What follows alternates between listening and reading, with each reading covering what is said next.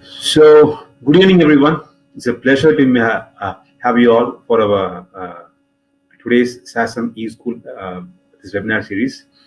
And today we are having Dr. Deepak Mori, who's a scientist at the ICMR National Institute of Research in Reproductive Health and heads the Molecular and Cellular Biology Group. He's a recipient of INSA Young Scientist Award, National Academy of Sciences India Young Scientist Award, Innovative and Biotechnology Award of 2007, ICMR Young Scientist Award of 2010, GP Talwar Young and Middle Career Scientist Award by ISSRF in 2009 and 2017. He has also received PM Bhargava Oration Award in 2017 by the Academy of Clinical Embryologists, and he has over 80 publications in several prestigious national and international journals. His current research areas are understanding of endometrial receptivity and endometrial disorders, factors governing embryo implantation, genetics of sexual development and male infertility. So we welcome Dr. Deepak Mori, and make sure you ask your questions in the comment section. You are in for a treat, so please listen. Over to you, Dr. Deepak.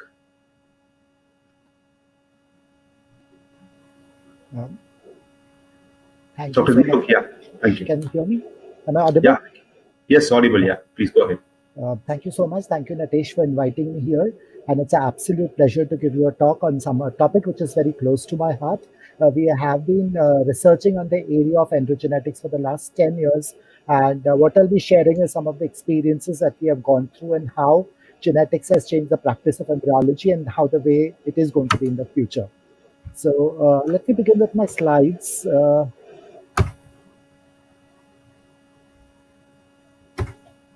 And you can see my screen, right? Yes, you can see a screen. Okay, fantastic. Thank you so much. And let's Just begin. click, yeah. Okay. Good. So basically what I'm going to tell you about is genetics is a topic which has been taught in medical curriculum for a very long time, but it is taught in the first year, I believe, and it's believed to be purely academic exercise with very little clinical value. And most of my friends tell me that, oh, genetics is just something which we do it for the patient and the reports remain in the file. It really doesn't matter to clinical practice. I'm going to break that myth today, and I'm going to tell you how these genetic testing, so what sort of genetic testings are done in an infertile male, how the genetic testing, each of these can change the clinical practice, and what are the current policies that are involved in genetic testing of male infertility. And this is now called as an evolving field, which we now call it as androgenetics. So let's begin. So this is my team at the ICMR and IRRH, which is an institute in Parel in Mumbai. And the work that I'm going to talk today about essentially is being carried out by wonderful postdoc, Dr. Stacy Colasso. And we all know about this slide, and we have been talking about this in different forums, that fertility rates are declining in men. Over the last almost a decade or so, I mean, maybe more than a decade, that the fertility rates have declined by almost 60%. And this was a data which was there from 1970 to 2010. You can see that the average sperm count, which was 336 million, has gone down to 138 million, and it is still declining. And the rates of male infertility are on rise, and I'm sure all clinicians and urologists and andrologists agree with me. And there are various kinds of things which you would see in a seminogram. You would see either a person with absolutely zero sperm, which we all call it as azoospermia. You would see men which have low sperm count, which are called as oligozoospermic men. Some men have okay counts or slightly low counts, but have very, very low motility, and they are called as asthenospermia, or some have abnormal morphology. So what are the different causes of these kinds of infertility? So the causes of male infertility are multiple. The larger fraction is shared by varicocele. Then there is seminal disorders as testicular failure. There are obstructive disorders. There are undescended testes. But a large fraction in all these cases, the cause is unknown. And it is believed that genetic defects play a role in almost each and every type of each and every type of phenotypes that we see in infertile males. So what are the genetic testing that are currently in clinical practice? Number one, primarily is karyotyping, where we try to look at chromosomes. Number two, which is Y chromosome microdeletions, which we have been researching over the last 10 years. And number three is genetic mutations and polymorphisms, which is a new baby in the town. And we will talk about all the three of this and how these testings would make a difference to the clinical practice. So when we look at chromosomal abnormalities, the method of doing that is karyotyping or fluorescence in situ hybridization. Karyotyping allows you to look at structure and numbers of all the chromosomes. There are 23 pairs of chromosomes. And if you want to look at structures and numbers of all the chromosomes, then you would do a karyotyping. FISH is very specific. It allows you to look at specific chromosomes, especially when the cells cannot be cultured. For example, in case of sperms, if you want to do sperm chromosome numbers, and you would choose FISH. If you want to do it, if you don't know what sort of abnormality to look for, then you would look at karyotyping. So when an infertile male has a karyotype done, nearly 5 to 10% of men with azoospermia and 2 to 5% of men with oligozoospermia have a Klinefelter syndrome. That is, instead of 46XY, they have 47XXY. That is, they have one X chromosome extra. There are other sex chromosome abnormalities like XOXY or XXXY mosaicism, which are often seen in men with azoospermia and even some men with normozoospermia, but the fraction is very, very low. Sometimes his chromosome numbers are not changed, but the chromosome structure is altered. They are called as Robestonian translocation or reciprocal translocation. They are observed in 0.5 to 1% of oligozoospermic and azoospermic men. So please remember, it's not that every infertile male will have a karyotypic abnormality. A small subset, about 1 to 5% in a given population, can have these karyotypic abnormalities. So many a times my clinical friends get frustrated. Oh, we give karyotyping for every infertile male that we have in our clinic, but often the results come normal. So you expect the results expected to come normal. So out of 100 men that you would recommend, you would find 3 to 5 men where there will be karyotypic abnormalities. But to pick up the 3 to 5 men, you will have to karyotype those 100 men. Why? Because it is important. It is important because many of these Klinefelter males, about 10 to 40% of Klinefelter males, will have focal spermatogenesis. They'll not be completely azoospermic. They will have focal spermatogenesis, and you can offer them ICSI for biological parenthood. Now you can ask me that if we are anyways going to offer ICSI to them, how is this karyotype going to be making a difference? Because you don't know, it's only in 10 to 40% of the Klinefelter males. So we can subject every male, every Klinefelter syndrome, and just see it, whether it's Klinefelter or not, the answer remains the same. But you must remember, here there is a difference. Men who are Klinefelter, that is 47XXY, in their sperm, there'll be a lot of chromosomal defects. For example, you can see this is a FISH done. This is a study published by Goldie in 2010, where you can see that normally you should see one X chromosome, which is pink color, and one Y chromosome, which is in green color here. And in a normal male, you would see most of the sperm which are monosomic for X and monosomic for Y. So you should either have an X-bearing sperm or a Y-bearing sperm. But in men with Klinefelter syndrome, you will see that there are XY-bearing sperm or XX-bearing sperm. So that is when the spermatogenesis is happening and the meiosis is happening. There is often a cause of meiotic non-disjunction. And now instead of having only XX or XY sperm, you can have a XX sperm or a XY sperm. Now imagine if a X-bearing sperm fertilizes the egg, you will get an XX baby. If a Y-bearing sperm fertilizes the egg, you will get an XY embryo. But in Klinefelter males, because the proportion of XX and XY bearing sperm are more, you would get embryos which are triple X, or you will get embryos which are Klinefelter-like, which is XXY. And this is a problem. So the number of normal embryos post-ICSI in men with 47XXY or Klinefelter male would be very, very low. And they have high number of chromosomal abnormal, and that's because they have high number of chromosomally abnormal sperm.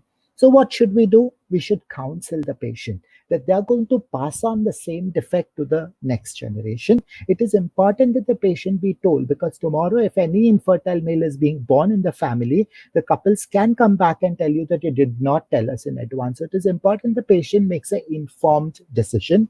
And there is a way out also, that all these XY bearing, Klinefelter males, you can offer them pre-implantation genetic testing for aneuploidy. These men, because I told you that they have a problem with meiotic non-disjunction, they also have problems with other chromosomes. And you can screen the embryos, which are XXXY. So all those which are sex chromosome aneuploid embryos should not be given. Only euploid embryos can be given. And today we have the PGTA testing very well established in the country, and it's quite easy to offer these patients. So it is important, number one, that the patient have to be told that they have this abnormality and that is why they are infertile. Number two, when they have this abnormality, we should know that they'll have many sperm which are not chromosomally normal. And because of chromosomal defects in the sperm, they will pass on the defect to the next generation. And this is preventable by a technology of PGTA. So whenever you have a chromosomal abnormality in the male partner, please think of this. At the end of it, I'll show you a flow chart which is going to help you in decision making. So here is a case report which was very interesting. This was an infertile couple. I think they tried for about 5 years, and after 5 years, imagine of doing IUIs and ICSIs and so on and so forth, the karyotyping wasn't, and I was wondering why.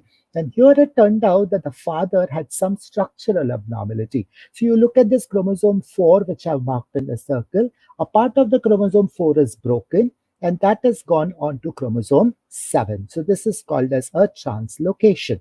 Now, in this case, the embryos of this couple would have either problems with this chromosome or problems with this chromosome, and such embryos will obviously not survive, or even if they survive, they will be aborting later on. So, in those circumstances, we tried to do fluorescence in situ hybridization, and we could show that there are a lot of chromosomes. So here you can see that this part of the chromosome here is missing, and it has gone and sat elsewhere on another chromosome. This is the normal chromosome, but we could also see other areas of the chromosomes lit up. So when we did all sorts of calculations, which a geneticist usually does, and we could show that there was a high risk of trisomy or monosomy for chromosome 7 or chromosome 4. And this is a potential candidate for pre-implantation genetic diagnosis. So you can, in this case, you need not even do PGTA. You can definitely do a PGT for very specific chromosomes. And here we told the couple that we could do this and give you embryos which are normal. But this required a whole lot of embryos to be produced, and the couple said that no, we do not want to take any risk and we will go ahead with adoption. So often couples are very, very smart. They know what to do. We cannot assume that they will just often tell us that no, you go ahead with babies. I know there are couples who will definitely tell that no, whatever babies it is available, you give it to us. But at some points, the couple in fact told me that if this test was done earlier on, we would not have gone ahead with a whole lot of IVF-ICSI. So please remember to do a karyotype, and when you do a karyotype, there is abnormality, counsel your patient. So the take-home message from this part of the talk is it is essential to get karyotyping of all infertile couples. If the chromosome abnormalities are found in the couple, they should be counseled. And in consultation with a geneticist, one should offer a PGD for all the couples which have karyotypic abnormality. So these are restricted to couples who are opting for IVF-ICSI. Now, the next point we will go about is Y chromosome microdeletion. So unlike the karyotype, the Y chromosome microdeletions are far more common in infertile males. So the Y chromosome, classically our textbooks tell us that Y chromosome was a wasteland because it did not have many genes. But over the last 20 years, when the genome sequencing has been completed and now we know many genes which are existing, there are several genes identified on the Y chromosome. So this is a short arm of the Y chromosome. You all must have heard about the SRY gene. The SRY gene is the one which is responsible for giving maleness. That is, that all males will have the SRY gene, and it is presence of this SRY gene which gives testicular differentiation. But along with SRY, there are many genes on the short arm, but also on the long arm, the Y chromosome, which we call it as the Q arm. There is AZFA, AZFB, and AZFC. Now, AZFA has 4 genes, AZFC has 13 genes, and AZFC has 21 genes. And these genes are responsible for normal spermatogenesis. So it was shown that males who are XY, XX, but who have a SRY can form a testis, but they cannot have normal spermatogenesis because these AZF genes are missing. Now there has been candidates, we have found that if not just the entire AZF locus, but there are males who have just the AZFA missing, so only these 4 genes go missing, or there could be AZFB deletions where the 13 genes could go missing, or there could be AZFC deletions where 21 genes could go missing. And this could occur in any combination. You could have a AZFAB deletion, you could have a AZFBC deletion, or you can have a AZFA, B, and C deletion. And these are called as Y chromosome microdeletions. So these occur in gene clusters and they are always associated with male infertility. If there is a Y chromosome microdeletions, a very rare patients who are fertile, almost all of them will be infertile. So in different kinds of seminal parameters, there are different proportions of Y chromosome microdeletions observed. For example, in men with azoospermia, you can have AZFA deletion, AZFB deletions, you can have AZFC deletions, which are most commonly observed, or you can have BC deletions, which are observed in 30%, and so on and so forth. Don't bother about the numbers. If there are men with severe oligozoospermia, you'll almost always see it as AZFC deletions. If there are men with oligozoospermia, you will see C deletions more common. And even in men with oligoasthenoteratozoospermia, you will definitely see some proportion of these AZFA, B, or C deletions in different combinations. Now, here, if you would obviously notice that the most commonest locus which is deleted in infertile males is the AZFC. So my lab had been wondering what is this on the AZFC that makes this males infertile. And then we realized that in many, many men, it's not the entire AZFC deleted, but only small proportions of the AZFC is deleted. For example, in many men which are infertile, you would see the complete AZFC deletions, but in some men, you will see that the entire portion is not deleted, but smaller fragments are deleted. And this we call it as partial AZFC deletions. And we had spent quite some time to understand these deletions and association with male infertility. And together, these deletions, which are here marked in the lower box, are different subtypes, which we as researchers worry a lot about. But in clinical practice, the subtypes don't matter. But what matters is we call these together as GR-GR deletions or partial AZFC deletions. What we found that GR-GR deletions were most common in men with azoospermia or oligozoospermia, and it is almost to the quantum of 10%. So, and the odds ratio of a GR-GR deletion with azoospermia is nearly 4, and with oligozoospermia, it's nearly 3.6. And if we see here that these are men who have some form of spermatogenesis, these are not completely azoospermic men. But if you take oligozoospermic men, and if they have a GR-GR deletion, the sperm count will be very, very low, and the sperm motility also will be very, very low. There are other forms of deletions, B1, B3, or B2, B3, but these don't matter. In the Indian population, the GR-GR deletions definitely are associated with male infertility. And if you look at cumulatively the frequency of Y chromosome microdeletions in infertile male, this was data which was correlated by Stacy in my lab. And this is data out of almost 40,000 males worldwide, and the infertile males worldwide, and the prevalence is about 6.7% with a varying degree. You can see here that in China and in European countries, the frequency is very high. In India, the frequency is reasonable. In some countries, the frequency is very, very low. But that doesn't matter. We have focused a lot on the Indian population, and we found that the frequency of Y chromosome microdeletions in India on an average is 6.5%. This is out of nearly 5,000 Indian men. And here you see that it can range from as low as 5% to as high as 24%. And this was very undigestible to us. We thought that the frequency cannot vary in the Indian population so much. And this is much lower than what is reported to our counterparts in the Caucasian population. But anyways, Stacy and my student Sanjukta went ahead, and they found that unlike in the Western population in India, the Y chromosome microdeletions were found in azoospermic men, about 6%. They were found in oligozoospermic men, about 5%. They were found in men with severe oligozoospermia, oligoasthenozoospermia. And in the other population, it's only in azoospermic men that Y chromosome microdeletions are more common. But in Indian men, the Y chromosome microdeletions are more common in all forms. Classically, the Western population told us that you should only screen the idiopathic infertile males. If you take the non-idiopathic cases like Klinefelter syndrome or men with varicocele, they would not have Y chromosome microdeletions, but that's not the case in the Indian population. Here you see that even non-idiopathic conditions like varicocele, there are men with Y chromosome microdeletions and the frequency is identical. Something that was still intriguing us was that why is the frequency of Y chromosome microdeletions very low in the Indian population? Unlike the West, which is reporting around 10 to 12%, we are only at 6%. So we tried doing a whole lot of reasoning. We had background genetics, we had exposure to something else. We were thinking that there could be haplotype differences, so on and so forth. But the answer came from a completely different perspective. We can see here that the Y chromosome microdeletion testing is done by a PCR method, and you require very specific primers. Now, these Y chromosome microdeletions were identified in the US and the Europe almost 2 decades ago, and they'd identified 6 STS markers, which we call it as EAA markers, which are recommended by European Association of Andrology.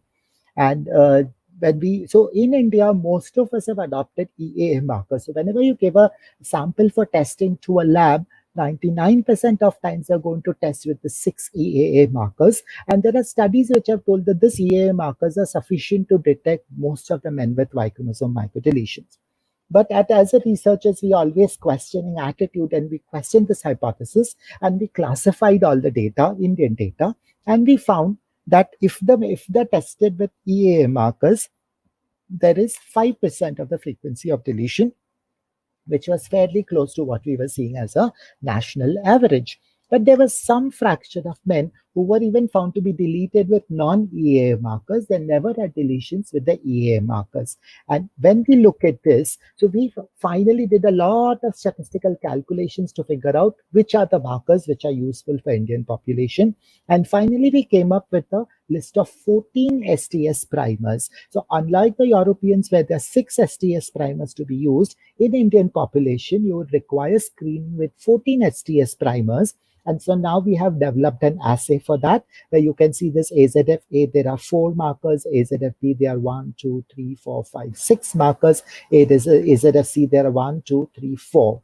So if we finally club all these markers and do the testing, we would identify 99.9% of deletions in the Indian population. So you can see that the conventional method which are used, which are based on the European population, are missing a lot of Indian patients, and this is not right. So all those who are into genetic testing or who are geneticists or genetic laboratories must bear this in mind, that we should not go by the conventional wisdom of the European markers, but we should have our own sets of markers. And I'm very happy to inform you that we have now optimize this in an assay format. It's now no more just a research tool in our laboratory, but it's in an assay format. The commercialization is being done. The assay is approved by ICMR for commercialization. We have also identified a industrial partner who is going to now manufacture these assays in India, and it will be soon available for the Indian population. Unfortunately, because of the lockdown, the paperwork is not yet completed. Otherwise, we're expecting it to be launched by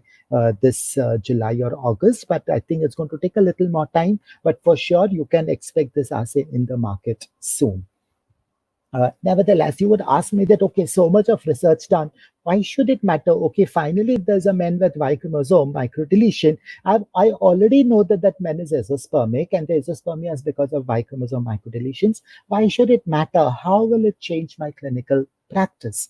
And here is the answer. I'll try to explain you in a slightly scientific way, where you can see that these, as I told you earlier, that these AZF genes are required for spermatogenesis. So some time ago, one of my student, Shad, she did this experiment where the green staining, what you see here, is one of those AZFB gene, which is called as a RBMY.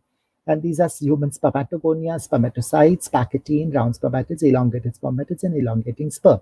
And the red is nucleus. And you can see that there is green staining in spermatogonia, There are spermatocytes which have a lot of this protein. The packaging, the levels of these proteins go up and the levels go down after the cells have completed meiosis. So this tells us that this gene RBMY is present in the spermatogonias and the spermatocytes. And if you imagine if this protein goes missing completely from the cells because of the deletion, then this process should get hampered. And you can see here is the data. So as I told you that beyond the AZFA, all of these genes are present in the testes. The proteins for all of these genes are expressed in the testes. And you can see here that in the normal males, there is RBMY expressed nicely in these spermatogonias. The brown staining is a RBMY. And if there's a male with hypospermatogenesis, the expression is very, very low. This is DAS gene, which is a AZFC gene. And here you can see in the normal male, there is a normal expression of DAS, but in the hypospermatogenesis, the expression of DAS goes down. This work was done in collaboration with Dr. Jyotsna Gokral, who was running our male infertility clinic at the institute. And we had a wonderful collaboration. And here we could show that how deletions of the Y chromosomes can lead to male infertility. So this gives you a mechanistic understanding of this. But how does it matter clinically? So you must remember that loss of one or more of this AZF loci will block spermatogenesis. Logic tells us that if somebody is doing a particular function in your clinic, now embryologist is supposed to do embryology. Now, if you remove of the embryologist from the system, your IVF lab is not going to function. Similarly, if you remove the RBMY genes or DAS genes or Golgi genes, then spermatogenesis will be blocked at some stage. Some parts of it will function, some parts of it will be blocked. Now, how does it matter to you clinically? Remember that many of us have a habit that we can, as let's say oligospermic men comes to the clinic, there are antioxidants given to them, hormones given to them, varicose surgery is done to them. But please remember, if it is a genetic defect, if genetically the person is missing, the gene is missing from that man, any amount of this extraneous therapies is not going to change the spermiogram. So you need not wait for 3 to 6 months. So the patients need not wait for 3 to 6 months to then start for IVF-ICSI or IVF-ICSI. It is better that they have been told initially itself that if these kinds of therapies are not going to benefit you, do not try to increase your sperm counts by various means. It is better that they can be immediately posted for IVF-ICSI rather than going for other procedures. Also, you must remember I told you that a small proportion of men with Y chromosome microdeletions, mainly the AZFC deletions, may have limited foci of spermatogenesis, and in them you can directly offer TISA-ICSI. But if they are men with AZFB or AZFA deletions, you will not get any spermatogenesis in the testes. They should not even be posted for TISA micro-TISA. They can directly be asked for donor sperm. So most oligospermic men, and again you must remember that those who have AZFC deletions, they also progress to complete azoospermia with time. So imagine now a man with severe oligospermia or oligospermia has come to the clinic, and you post the man for antioxidant therapies or for hormones or for various surgeries. You spend near about 3 to 6 months doing all these procedures, and in that time you may find that some men will actually progress down to complete azoospermia, and person also loses chance of biological parenthood. So if on day one itself when the patient is referred to you, you should offer karyotyping and Y chromosome microdeletions. This once if you detect a Y chromosome microdeletion, which should be about in 10 to 12% of infertile males, you would see that some of them who have focal spermatogenesis will directly be recommended cryopreservation so that they can opt for biological parenthood.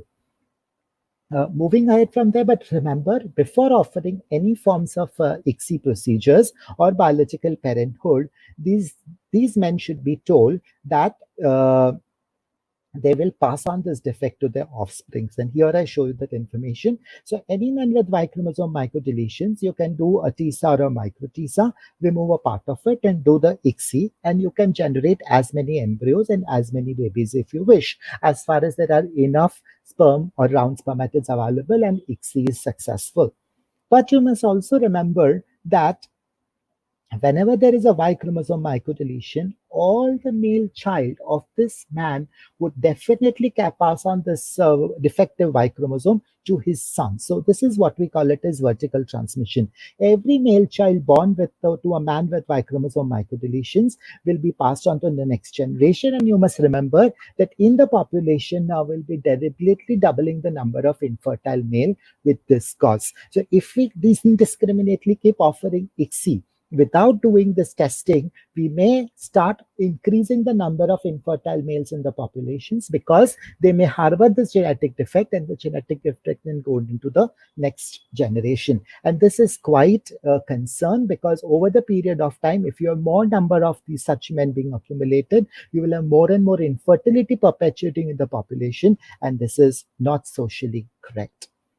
Anyways, so but how should it matter? Often my clinical friends tell me that whenever you tell the couples that okay, you have a Y chromosome microdeletion and even your sons will be infertile, the couple say that it's okay, doctor sahab, aap hamara treatment kar rahe ho, you are treating me. Same way you will treat my sons, or your subsequent generations will get treatment. At this point, we need a baby. But there is now data to show that this Y chromosome microdeletions have some role beyond infertility. And this is something which is concerned. This work we had reviewed last year and then published in JARG. You can have a look at that paper. But I'll quickly summarize that work for you. What we have been able to show is that these Y chromosome genes are not just expressed in the testes, but they're also expressed in developing human embryos. You can see that these blue boxes are the extent of gene expression, and these are the AZFA, AZFB, and AZFC genes. And you can see here that as early as 4-cell stage, the Y chromosome genes are being expressed, the mRNA is detected, the number of genes which are being expressed increase by 8-cell stage. They are highly expressed in the morula, and their expression is continued in the inner cell mass and the trophectoderm, but in the endoderm, eventually the expression is lost. So you can imagine that during this very critical period of early embryogenesis from 4-cell stage to blastocyst stage, all these genes are expressed. Now, in a man with Y chromosome microdeletion, you can see that normally the expression of these genes are increasing from 4-cell stage, 4 to 8-cell stage to the pre-implantation period. In the Y chromosome microdeletion man, none of these genes will be expressed. So now they have a deletion. These genes will not be expressed in the embryo. Now, what do these genes do in the embryos? We still don't know. In my lab, we are trying to figure out what are the roles of these Y chromosome genes in early embryogenesis. But I love to share this data with you. So people have done TISA, ICSI in men with and without Y chromosome microdeletions. And here you can see that if you take a man with Y chromosome microdeletion and take his sperm, there'll be reduced fertilization rates. The odds ratios are 0.76 to get a successful fertilization. And most of these men will have poor embryo quality. The embryo quality in this men would be grade 2, grade 3 rather than getting enough grade 1. So it should be borne in mind that men who are infertile anyways have poor embryo quality. The men who are infertile and now have Y chromosome microdeletions will have more poorer embryos. Getting further, now I had showed you this diagram earlier where you can see that in the testes, many of these genes are expressed abundantly. But many of the Y chromosome microdeletions, especially the AZFA cluster and the AZFB cluster, are not just expressed in the testes, but they're also expressed in many, many tissues. So all the men who are listening to this talk, you should imagine that it almost in every tissue of yours, like the appendix, the bone marrow, the brain, the cerebral cortex, the colon, the duodenum, the epididymis, the esophagus, the pancreas, the prostate, the rectum, the salivary glands, every tissue of yours has the Y chromosome and the genes of these Y chromosomes are being expressed there. Now, once the genes are being expressed, they would definitely make proteins, and this protein should have some functions. You are not going to keep somebody in your clinic if the person has no other job. So and that same logic applies here, that if the genes are being expressed, that means they should have some functions. At present, we don't know what are the functions of these genes in other tissues, because for years and years, we always thought that these genes are only playing a role in testis and nowhere else. But you can see that these genes are expressed in many, many tissues. And this is a summary of all the work that nearly 21% of the Y chromosome genes expressed in liver, 30% in kidneys, lungs, 25% in brains, about 34% in the stomach and intestine. So you can see that almost 1/4 of your Y chromosome is being expressed in every tissue. Just as almost all the genes are expressed, but 25% of the genes are expressed in every tissue. Now imagine if there's a deletion in all these tissues, this gene expressions will be missing, and obviously this tissue functions will be disrupted. And there are now evidence which are associating loss of AZF genes with cancers. Men who have Y chromosome microdeletions have a higher chance of developing lung cancer, prostate cancer, head and neck cancers, renal cancers, and colorectal cancers. And here is an example of a hepatocellular carcinoma. In many women with hepatocellular carcinoma, the expression of many of these Y chromosome genes are in fact downregulated. And I know in several instances that in many men with prostate cancer, the Y chromosome itself is completely lost. That means that men with Y chromosome microdeletions possibly have higher susceptibility to cancers than the men without Y chromosome microdeletions, but we do not have actual data here. These are purely observational studies. So now here you can look that men with Y chromosome microdeletions, their embryos will be of poorer quality, but they will not be just infertile, but they'll possibly also have a higher predisposition to cancer. Another thing that I've told you that the Y chromosome genes are also expressed in the brain. This is just to show you that some of the AZF genes are expressed very abundantly in the cerebral cortex.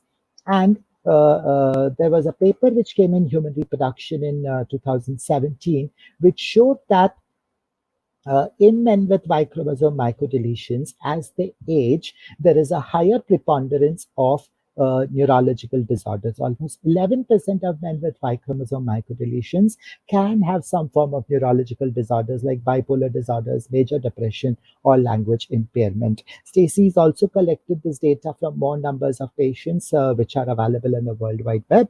And we have now been able to come up with some statistics, and the number is slightly higher, that in several men with psychological disorders, there are Y chromosome microdeletions. And this is a very interesting case report where we had a father who was severe oligospermic and a Y chromosome microdeletion, underwent ICSI. The son had a full-blown Y chromosome microdeletion. He had a more region of this Y chromosome deleted, and this son had mental retardation and developmental delay. So you can understand this entire situation where there is a higher possibility of the men with Y chromosome microdeletions have a higher preponderance or higher possibility of developing neuropsychiatric disorders. So here you can see that what are the consequences of Y chromosome microdeletions?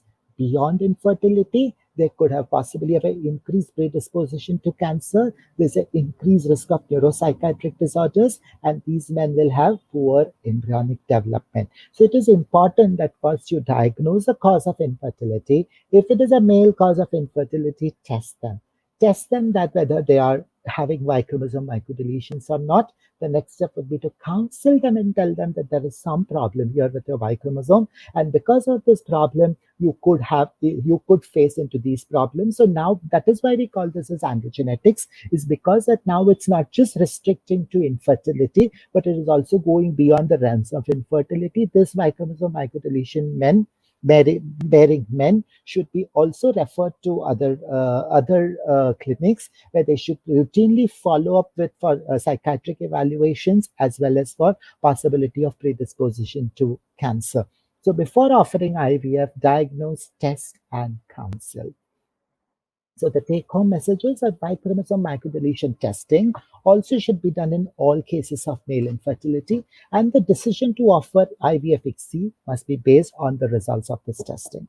You should counsel all the patients for long-term health effects of Y chromosome microdeletions. They should be told that you may have a higher susceptibility to something, and adequately they should be followed up with other genes. An informed decision on the vertical transmission of the offspring and the health consequences in the future generation. So now if you tell just infertility, they may be fine, but if you say that beyond infertility, there may be higher predisposition to cancer in the family, there may be higher predisposition to neuropsychiatric disorders. This thing should be borne in mind and informed. The patient has to take an informed decision rather than just an arbitrary decision of having a biological parenthood.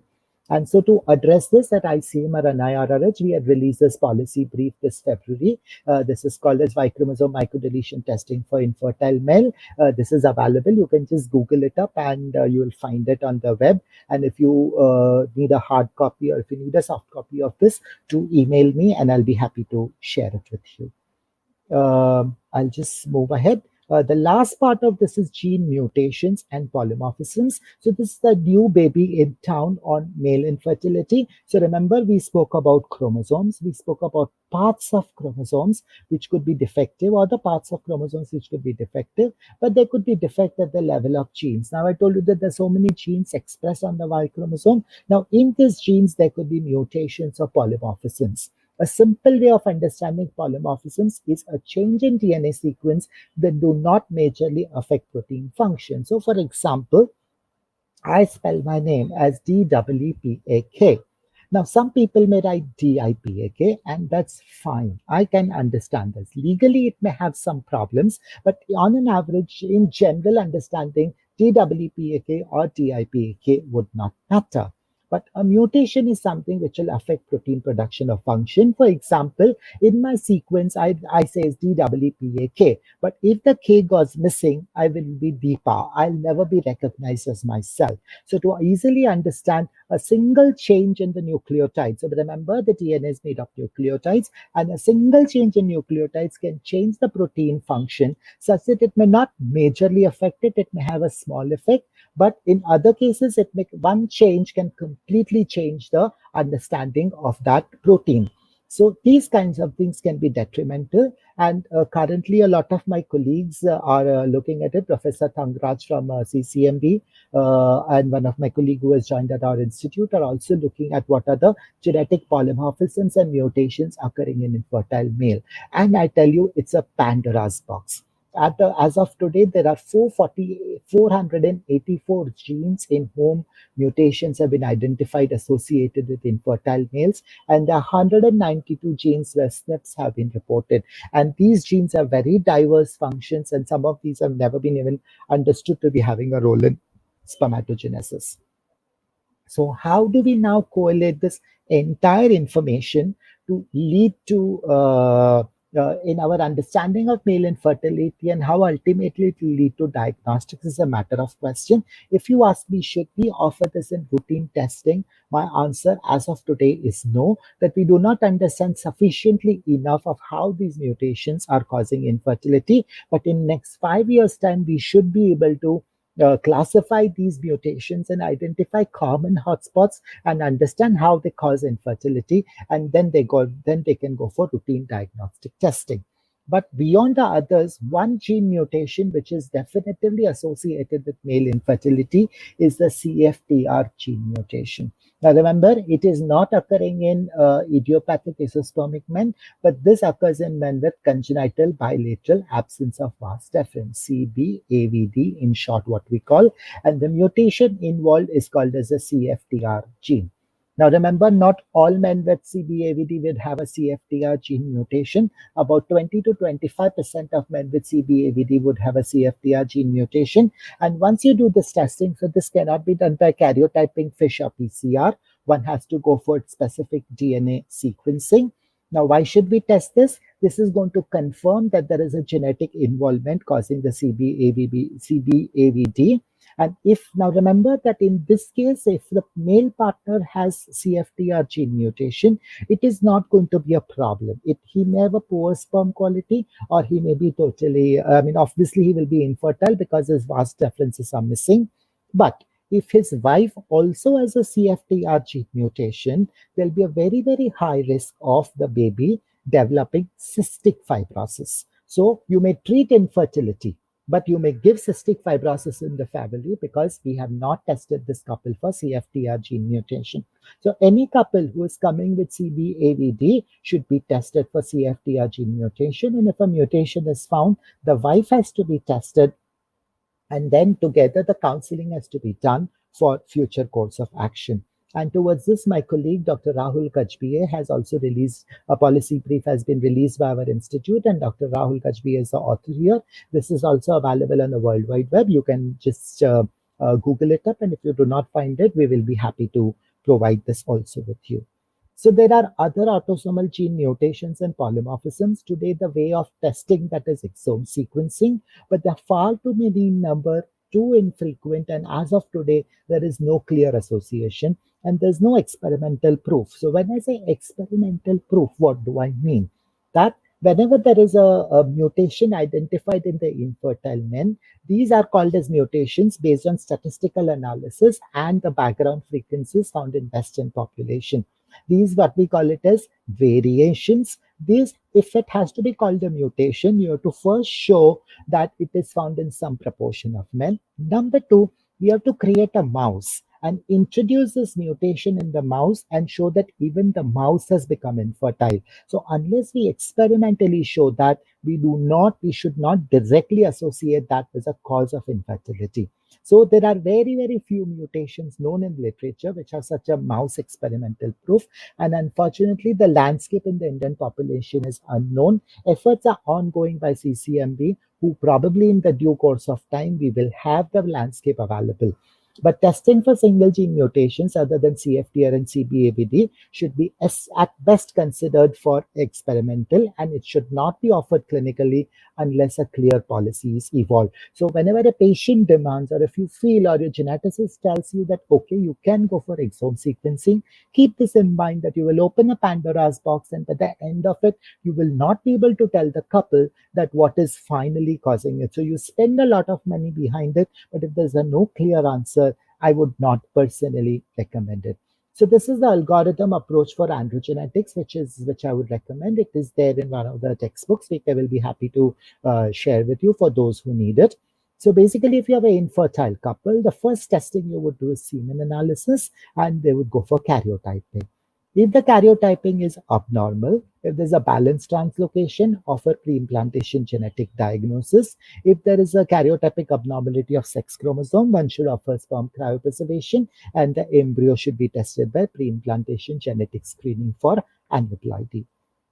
The karyotyping may be normal in a good proportion of cases, but if the male partner has severe oligoastheno or steatospermia or azoospermia, and if it is a non-obstructive azoospermia, directly offer Y chromosome microdeletion testing.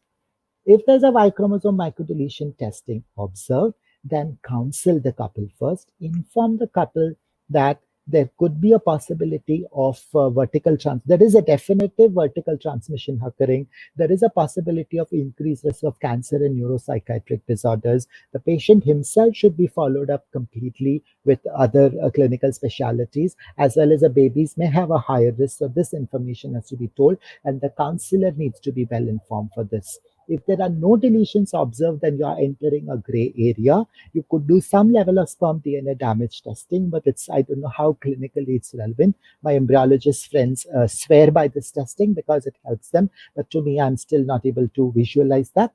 But if you do not find much, as of today, no further testing is required. If there is azoospermia, but if there's an obstructive azoospermia, you can test for CFTR gene mutations. And in case of non-obstructive azoospermia, if you do not find deletions, these are the candidates for exomes or NGS testing. Offer it very, very sparingly unless you are very sure what you are dealing with, and your genetic backup should be very, very strong. Without a strong geneticist at hand and a strong counselor at hand, I would not recommend doing this as of today in clinical practice. Getting to obstructive azoospermia, as I said, if there's obstructive azoospermia, do CFTR gene mutation testing. If the mutation is detected, immediately screen the spouse for CFTR. If there is no mutation detected, remember, like in case of Y chromosome microdeletion, I told you, there are different mutations in the Indian population. Just one delta, there's one delta mutation, which I forget. Anyways, just that mutation is not sufficient. The Indian population is a different spectrum of mutation. Dr. Rahul's policy brief mentions them. So you should screen for all those mutations which are specific for Indian population.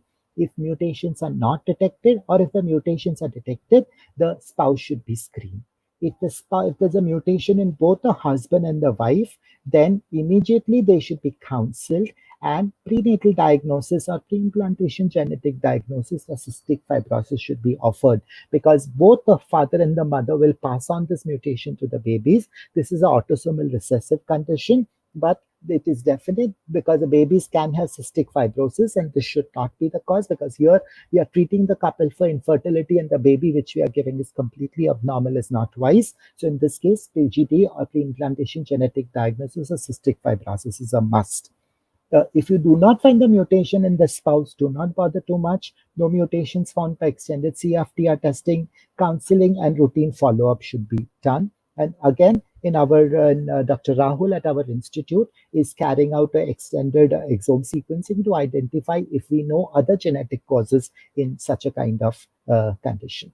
So these are the two algorithms which I would recommend. You can have it in your clinic if you're an andrologist or a urologist or dealing with infertile males on a regular basis. Please do follow up this algorithm. Your life will be much easier. So to summarize, androgenetics is an evolving field and we should not ignore it, because it is going to make a difference to the clinical practice and to the patient. And 10 to 30% of men with azoospermia or oligospermia will have some form of genetic defects. The genetic analysis of infertile men should include karyotyping, Y chromosome microdeletion testing, or CFTR testing, depending on what form of azoospermia it is. In all these cases, counseling must be offered because they will pass on the genetic defects to the next generation, perpetuating infertility and other defects in the future generation.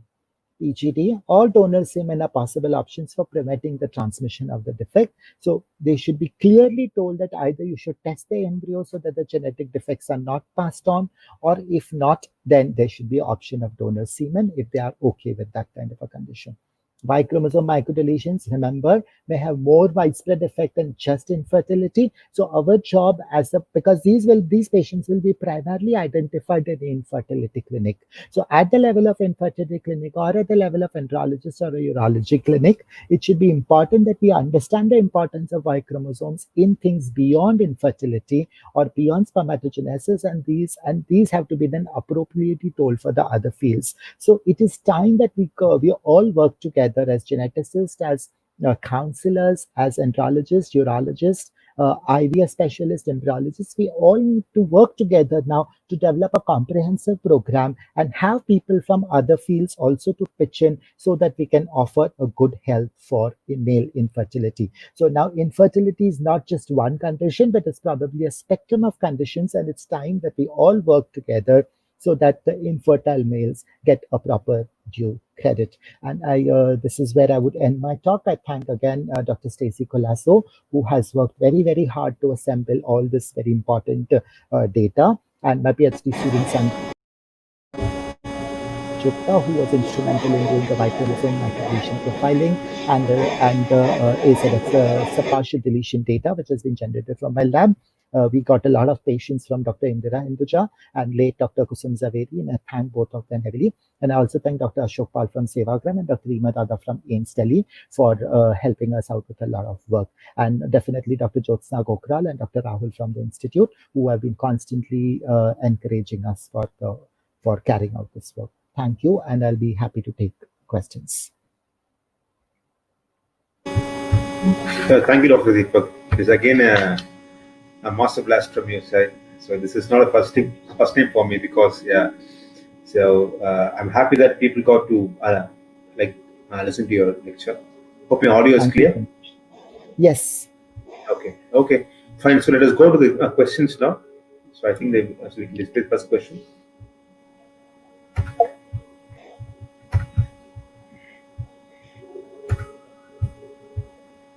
And okay, so when there is a delay, I think the question displaying is being delayed. So let me go to the few questions which I got on the WhatsApp. And the first question which you're asking that, as you mentioned in your slide, the fertility rates are decreasing. Mm-hmm. So is there any specific reason? Are we going with the diet changes or any pollution or any mobile uses? Why there is a drastic decrease in these fertility rates?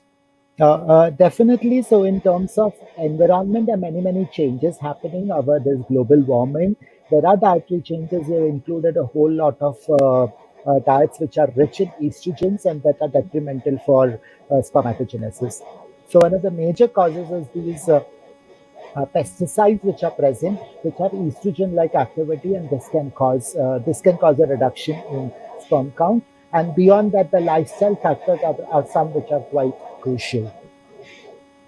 Okay. So, uh, lifestyle factors, you mean to say that lack of exercise or increased mobile phones will cause this kind of a mutation? Because when This we is counsel the something, patients, they yes. ask us very specifically, doctor, I work in the IT field, I use mobile phones a lot. So, does that could be the, I mean, like, does it cause the mutation? So this has been an area of research, and there's no straight answer to this. As of today, the evidence is on both the sides. There is data to tell that mobile phone usage is associated with reduced sperm count, but there's contradictory data also that mobile phone usage is not associated with sperm count, Okay. and uh, uh, and it's very hard to discriminate because there are very few men available today which who do not use mobile phones. So it's very difficult to make that one-on-one association. So I mean, it's very hard to make a answer. I mean, give a clean answer here. Okay. Okay, that's good. So the next question, we always come with dilemma because this was been asked by the friend also. What test to order and when to order? Because you are given a very clear description. Many of the times we face a struggle. So what Mhm. test to order? When to order? Is it a YCMD or a karyotyping? So what test to order? So And as which soon to as order you like encounter, PICS or PC or something like that. yes. So as if there's an infertile couple, as along with semen analysis, you should straight away recommend a karyotype because that's the first thing which is going to take long, and that is where you would find deletions not just in the male partner but also changes in the female partner. Once a karyotype is normal and there is abnormalities in the semen parameters, then offer YCMD by PCR. Okay, YCMD. Okay, okay, fine. And the next question: can all PGD testing prevent the vertical transmission? So, as far as it is related with chromosomal abnormalities or Y chromosome microdeletions, they will prevent vertical transmission because now you are testing the embryos and you're getting only those embryos which are genetically healthy.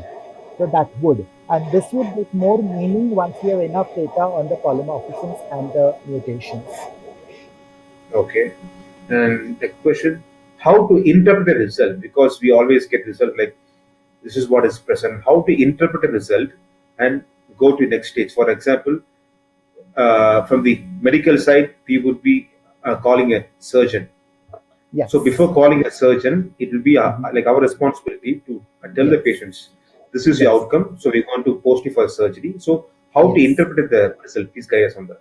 Yes. So if we are talking of a karyotype result, then the answer is straightforward that if it's a XXY or a Klinefelter karyotype, then it is likely that you would not find spermatozoa after ICSI.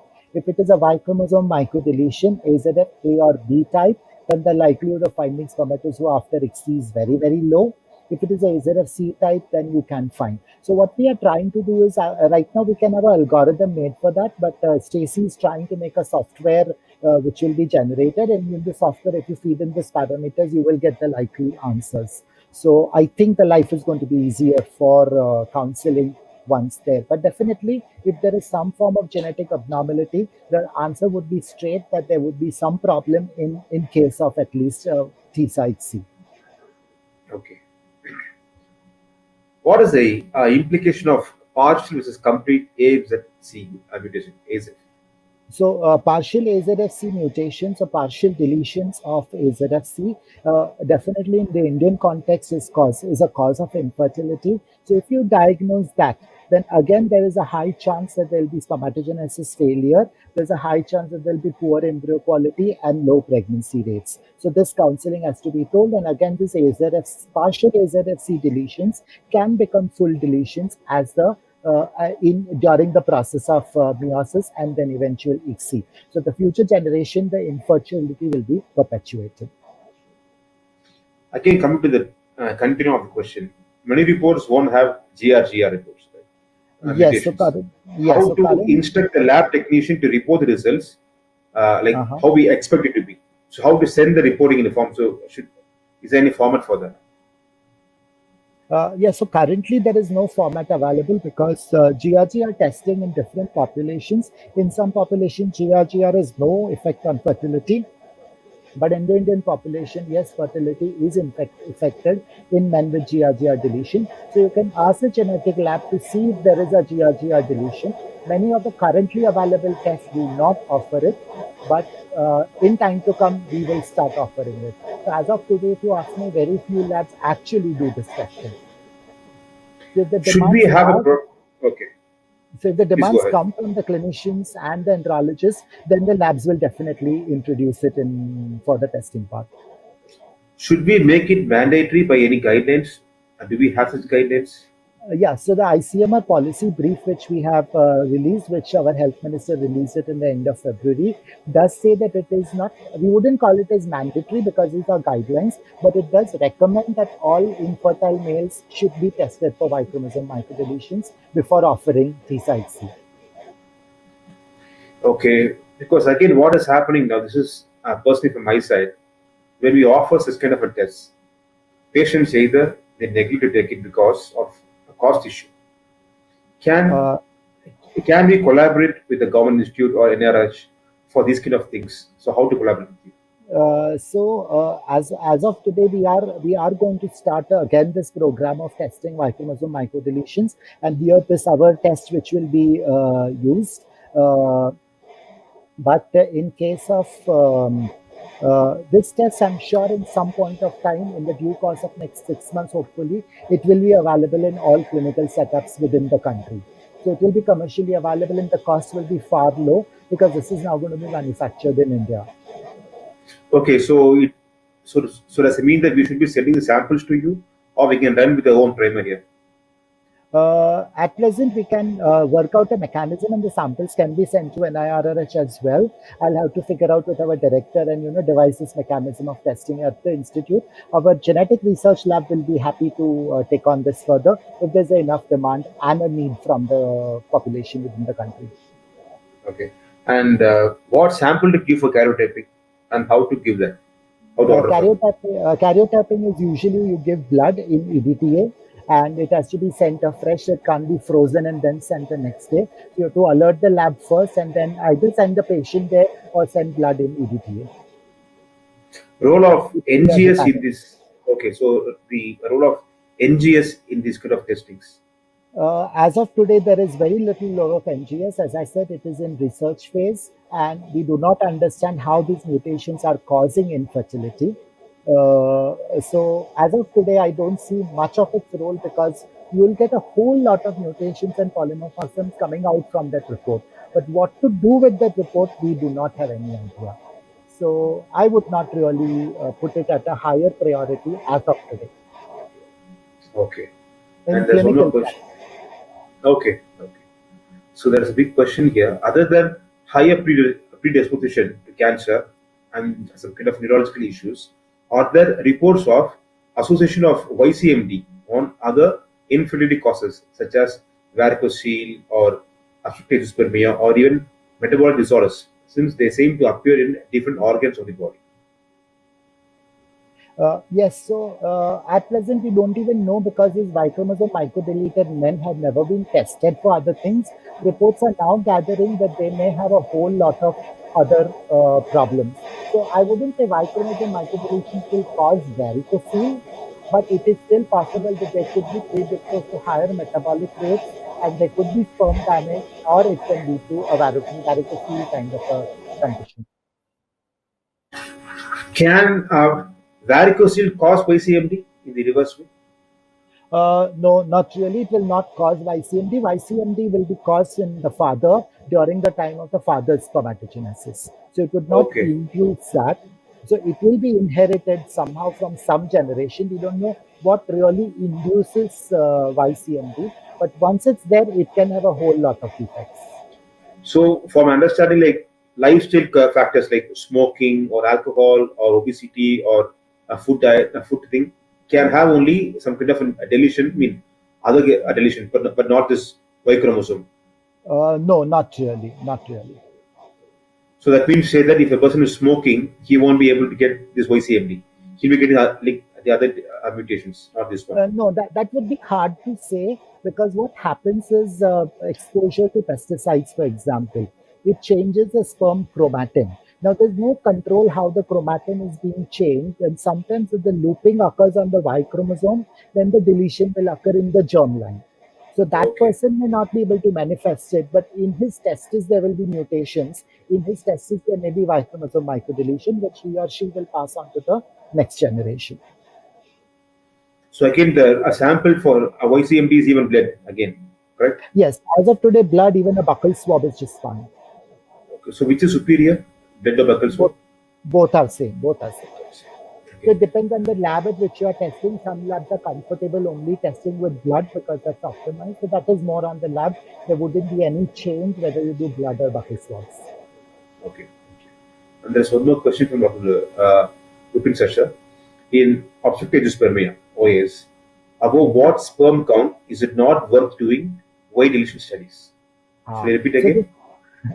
no, it's fine about what sperm count is not worth doing YCMD studies. This is a very, very tricky question, and I'm glad that Dr. Rupinch actually attended this talk. Thank you, sir, for being there. So it's very hard to give a cutoff because the WHO cutoffs have been changing. I can tell you that when we started this work, the WHO cutoff for Aces oligospermia was 15 million, was 5 million, which went down to 15 million, and currently these are changing. But I would say anything above 15 million is not really bothering with the Y chromosome microdeletion. But anything that is 15 million and below, Y chromosome microdeletion testing is a must. Okay, so below 50 we can do that, but not above 50 as of now. No, above 15, it won't really add much value in testing. Okay, okay. And the next question is can infertility traits be inherited? If yes, how can it be treated? So when we say infertility traits, my understanding is that if the father is infertile, will the son also be infertile? The answer is yes, if it is genetic in origin. So for example, Y chromosome microdeletion, if the father has, the sons are bound to have it. If there is a mutation in the father, for example, if there is a mutation in the CYP3 gene or a CYP2 gene, then if the son also inherits that, it will be inherited. So this can be prevented only by pre-implantation genetic diagnostic testing, because some of these mutations are autosomal dominant and you cannot have any embryos with those kinds of conditions. But if they're autosomal recessive, then one can do PGD, PGS, and they can go ahead having normal embryos. So as of today, PGD, PGS is the answer for providing fertility options to these men. Okay, thank you. And the next question, how can mutation-related infertility be managed? How can? Sorry, I didn't get the question. How can mutation-related infertility be managed? Very vague question, but still. Yes, so You have- mutation-related infertility. So a geneticist will be able to tell this, that if there's a mutation and if it is autosomal recessive type, then if the wife does not have any such problems, then then the chance of getting that in the baby is virtually very, very low, and that need not be bothered about. But if it's an autosomal dominant kind of a mutation, then PGD testing would help, and you would screen for embryos and actually give embryos which are non-mutated so that infertility can be stopped in that family. Autosomal recessive PGD, like it is not required. Autosomal recessive, the couples testing would be required because the wife should not be a carrier of a similar mutation. Got it, got it. Fine, very good. And again, is there any effect on child if a child is born from infertile men? You have answered that. So we can skip Yes, the question. yes. If mesenchymal stem cells are differentiated to germ cells, would these also harbor YCMD? So if we are making stem cells from the blood, so what we call it is induced pluripotent stem cells, yes, they will also harbor the Y chromosome microdeletions because it is again derived from the same patient. I must put on record here that any form of germline testing, germline therapies, or germline genetic modifications are not permitted by ICMR in this country. Okay. Can one determine the infertility genes at an adolescent age of a man? Come again, sorry. Can one determine the infertility genes Mhm. at the age of adolescent? Yes, definitely, because these genes are there right from the embryos. At the time of fertilization itself, these genes are there. So at any stage, we can do this testing. So the earlier the testing done, the better, because I see here prevention is not something which we can do. Here it's only diagnostic, and then the line of treatment can be managed. So testing can be done at any time. Okay. In any case an infertile man gives birth to a baby, if the effect comes in the genes of a child. Again, same repeated questions. Yes, so yes, definitely that if it is genetic, then it is going to come to the child and it is going to perpetuate infertility in the population. Okay. Can YCMD be reversed? No, Okay. And can a cell-based therapy reverse or compensate for any YCMD or any other mutations? no.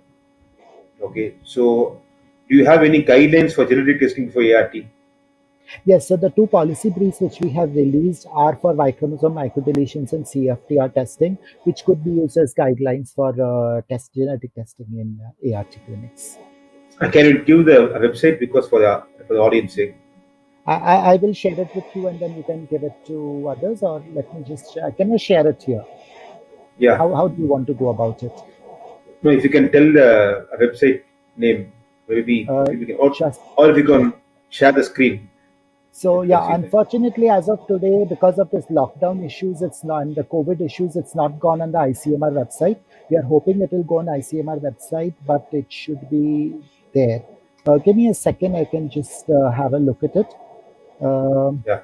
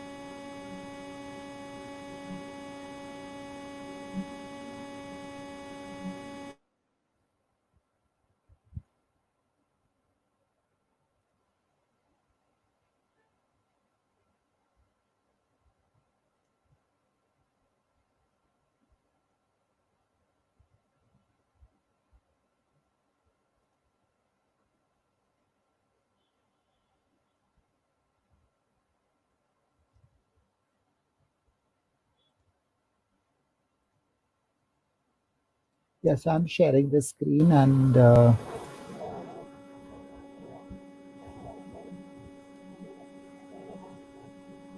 it's here. So you could just simply Google it as Y chromosome microdeletion testing infertile males. You can put as NIRRH or Deepak, and you should be able to find it to Google. Or Satish, can I put it in the chat window here? Yeah, you can share the link with me also on my WhatsApp. I can share with people. I will do that. I will do that. Thanks. So coming to last few questions, and exomes therapy in reversing the deletions. Exomes? Exomes therapy. Nowadays, people are using exomes. No. Okay. Exome is a method of sequencing. It is not a therapeutic method. Okay. But people tell them like I'm going to give a, or maybe he's asking about the exosomes, something like that. Exosomes. Okay. Yeah. No, exosomes will not be able to reverse deletions. No, definitely not. Okay. And remember, for anything of male infertility, we should not try to even offer many things by injecting things in the testes. I know people who are putting in PRPs and exosomes isolated. It is going to create a whole lot of immune reaction and cause more trouble than be beneficial. So you have to be quite careful about such things. Okay. And do you think that YCMB frequency is increasing in India? If yes, then what may be the probable cause? I don't know whether it's increasing or decreasing because we don't have a baseline data and I can see. So probably after 10 years, I'll be able to tell that, okay, what I've tested 10 years before and what is, I will test 20 years later. What is the difference? And only then we can see if it's increasing. One thing, it may be apparently increasing because we are now testing more and more infertile males. So more the males that we will test, more the frequency that we will see. And now with a better test coming in, for example, what we used to do with 6 STS markers, you would see 5%. But now if you do the 14 or the 16 STS markers, which we have developed, you may see up to 8 or 10%. So it would be an apparent increase, but it is not a real increase. So I would not really want to say that it has increased, but it is there.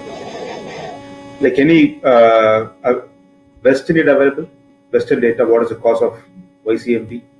So globally? causes of ICMD, what we only know is that it is because of some problem in looping of the chromatin during the process of meiosis. Why this looping of chromatin goes faulty, we have not understood yet. We have been trying to address this question for quite some time, but we have not been largely successful in determining the cause of YCMD.